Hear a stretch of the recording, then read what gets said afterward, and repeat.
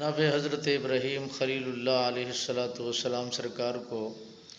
نمرود کہنے لگا کہ آپ اپنے رب کا وہ لشکر جس کے متعلق مجھے ہر وقت ڈراتے ہیں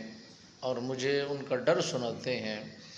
آپ بھی انہیں جمع کریں، میں بھی اپنے لشکر کو جمع کرتا ہوں، پھر دیکھا جاتا ہے کہ طاقت کس لشکر کی زیادہ ہے۔ نمرود 3 دن لگاتار اپنے لشکر کو اکٹھا کرتا رہا، اسی پر فخر کرتا رہا، لوگوں کو اپنی طرف متوجہ کرتا رہا کہ میرے لشکر کی طاقت کتنا ہے اور ان کے اندر جرأت و ہمت کتنا رکھی ہے، اور یہ کس انداز میں بہترین جنگجو ہیں۔ حضرت ابراہیم علیہ السلام سرکار نے جب اس کے لشکر کو دیکھا، بارگاہ خداوندی میں عرض کی، مولا جو تیرے کمزور ترین لشکر ہیں ان میں سے کسی کو بھیجا جائے تاکہ اسے خبر ہو جائے کہ خالق و مالک کے لشکر کی طاقت جو کمزور ترین ہے ان کی کتنا زیادہ ہے۔ تو حضرت ابراہیم علیہ السلام سرکار کیا دیکھتے ہیں کہ ایک بادل کا ٹکڑا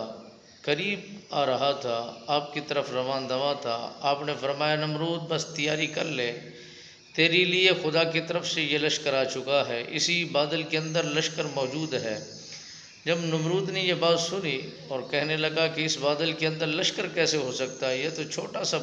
بادل ہے، اس میں اتنا بڑا لشکر کے کیسے سما گیا ہے؟ حضرت ابراہیم علیہ السلام سرکار نے فرمایا کہ یہ قادر مطلق ہے، جس چیز میں دنیا کو سما دے اس کے سامنے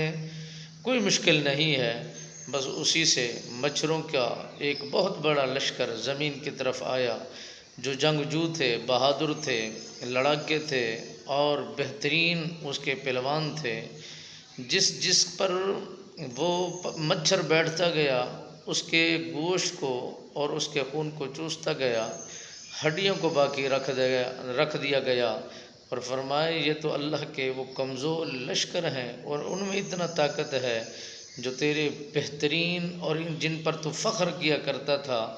اب تو ان کے مقابلے میں مد مقابل تو کیا کر سکا ہے، بس وہ دیکھتا ہی رہ گیا، ہکا بکا ہی رہ گیا۔